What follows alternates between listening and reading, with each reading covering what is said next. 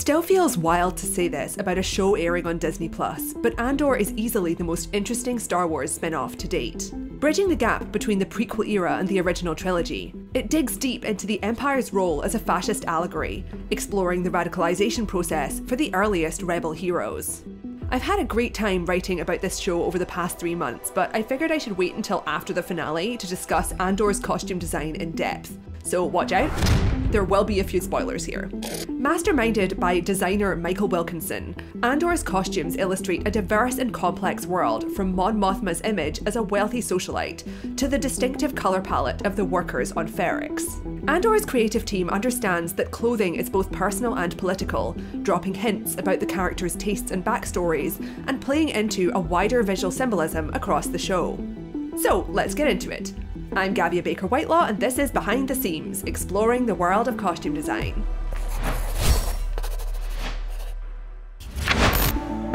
As a longtime Star Wars fan, I always take comfort in the fact that even when the franchise stinks, the costume design is invariably fantastic.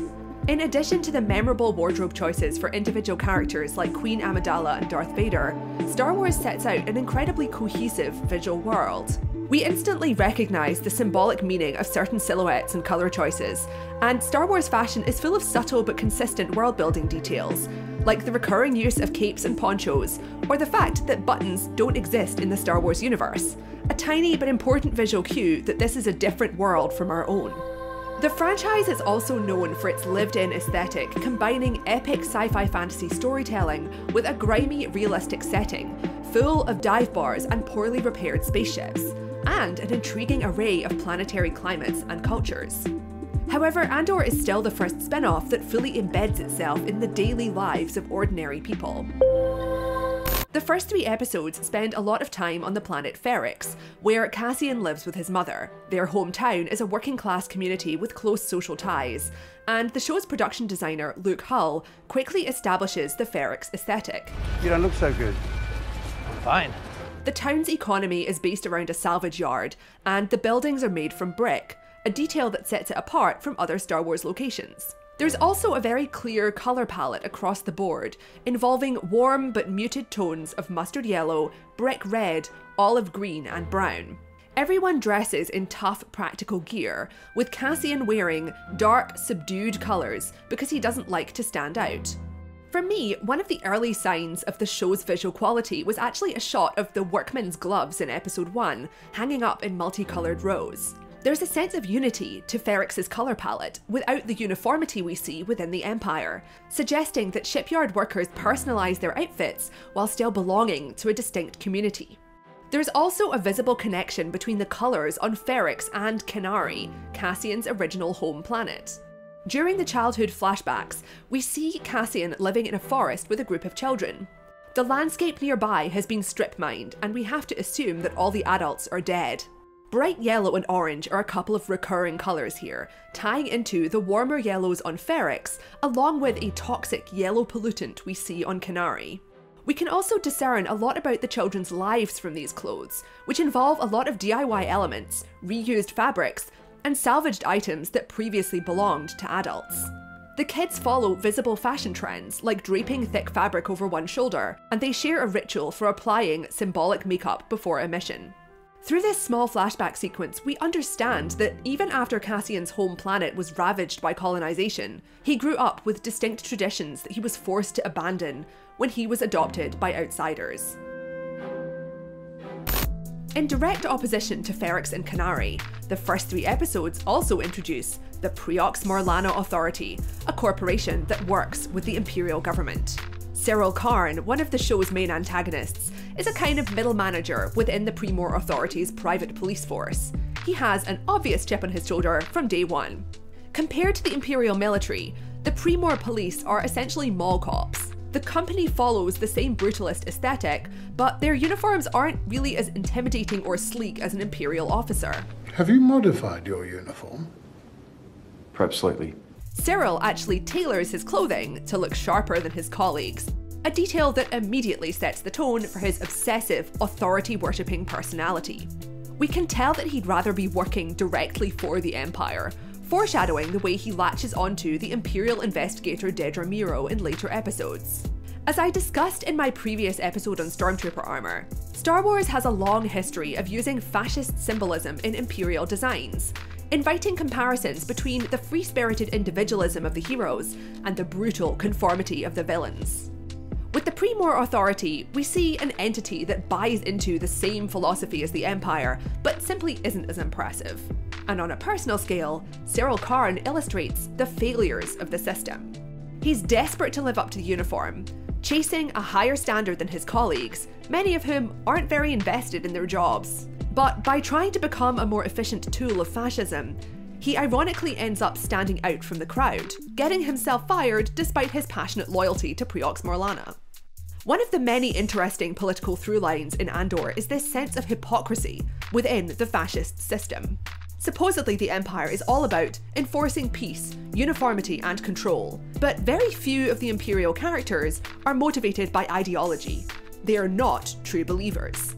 Aside from Cyril's fixation with law and order, most of the other villains are sadistic, corrupt, greedy, or motivated by a desire to succeed in their careers. They're inherently self-serving, whereas the rebel characters are driven by a desire for freedom, putting themselves in danger for a wider cause.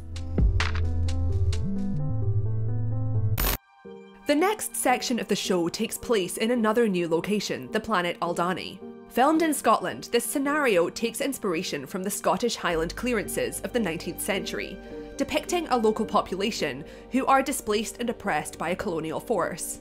Recruited by the rebel leader Luthen Rael, Cassian joins a team who plan to raid an Imperial stronghold. Several of them wear a familiar garment in the Star Wars universe, the humble poncho. Once again, costume designer Michael Wilkinson sets out a very specific aesthetic for the Aldhani locals, with warm, thick fabrics presumably woven from the local sheep's wool. These clothes display an artistic tradition rooted in the planet's ecosystem, and tie into the fact that unlike Ferrix, Aldhani doesn't get much trade from other planets. The rebels are very good at blending into the background in Aldhani, and at this point there is no reason to assume that team leader Vel Sartha is anything other than she seems. It's only in later episodes that we learn she's from a wealthy background, living a double life as the cousin of Chandrilan Senator Mon Mothma. Likewise, Luthen Rael has a dual identity, donning a wig and stylish robes when he's working as an antiques dealer on Coruscant. They're our stepping stone between the rough life faced by most people across the galaxy and the rarefied existence of the 1%. In my view, Mon Mothma's role is one of the boldest individual decisions in the show. How true, and how I need to hear that. She's a long-established character from the original trilogy, and Andor reintroduces her during the transitional stage between her life as a Republic senator in the prequels and her future as a leader in the Rebel Alliance. Up until now, she didn't really have a strong personality or backstory in the franchise, and Andor's writers thought long and hard about how to build her role in a plausible manner. Like many characters in the show, she's trapped by her own circumstances. While she lives far more comfortably than the rebels on the front lines, she's constantly stressed by the pressure of hiding in plain sight among Imperial sympathizers. Her whole job is to blend in and keep up appearances among people benefiting from the Empire's wealth. So for obvious reasons, she has some of the most eye-catching costumes in the show. Taking cues from her draped white dress in Return of the Jedi, the show gives her a graceful, tailored wardrobe with a neutral palette of white, gold and beige with blue accents. Her clothes are visibly expensive, complementing her official residence on Coruscant. During party scenes, we see her peers wearing similar outfits, clean, pale, metallic and often with complicated structural tailoring. Historically speaking, outfits involving a lot of fabric have often denoted wealth or sophistication. The clothes worn by Coruscant's aristocracy make it clear that they don't work with their hands, with no risk of staining or damaging their outfits. They wield fashion as a status symbol, emphasizing understated wealth. We also get some interesting hints about Coruscanti and Chandrilan culture from Mon Mothma's family. Her daughter likes to wear a traditional costume and hairstyle that plays into a conservative social movement where young girls embrace their destiny as subservient wives, another symptom of fascism that Mon Mothma finds personally disturbing. Meanwhile, Mon Mothma's obnoxious husband wears a visibly Japanese-inspired outfit that resembles the clothing worn by the Jedi, which may actually be an intentional nod to Star Wars' history of cultural appropriation. Many of the franchise's costumes and world-building details draw inspiration from a variety of East Asian sources, including Taoism, the films of Akira Kurosawa, and Mongolian traditional dress. There's been a lot of debate over the years about the problematic underpinnings of these details, including the uncomfortable undertones of casting white actors to play characters with names like Obi-Wan Kenobi and Qui-Gon Jinn, wearing costumes with obvious East Asian roots. Here, we see Mon Mothma's husband wearing robes that look like a more fashionable and colourful take on the Jedi uniform, styling his hair in a way that resembles a samurai topknot. This suggests that some Coruscanti aristocrats have appropriated the aesthetic of the Emperor's old enemy, an idea that ties into other examples of cultural appropriation in the show, like Luthen Rael selling artifacts from cultures that were conquered by the Empire. Mon Mothma's costumes are undeniably gorgeous, but there's a darker subtext here. This is the first time we've seen Coruscant since the prequel era, before Emperor Palpatine took over. And while the rest of the galaxy suffers under the Empire, life clearly hasn't changed for Coruscant's elite. Protected from the danger faced by people like Cassian, they benefit from being at the top of the capitalist food chain. So while Queen Amidala's opulent costumes represented a bygone era of luxury before the fall of the Republic, the opulence of Imperial Coruscant has a more disturbing undertone, reminding us of the pain and tragedy these people are ignoring to retain their comfortable lifestyles. Andor's final new location is, of course, the prison on Narkina 5, where Cassian spends several episodes as an inmate. Using prisoners to manufacture machinery for the Empire, this dystopian setting is another high point of Andor's brilliant political storytelling, illustrating the Empire's techniques of exploiting and dividing people who might otherwise fight back. The first ominous detail before Cassian's arrival is all about the shoes. Right, shoes off, boots, sandals, everything on the floor! On the prison transport, all of the new inmates are told to remove their footwear, something that immediately illustrates their lack of bodily autonomy.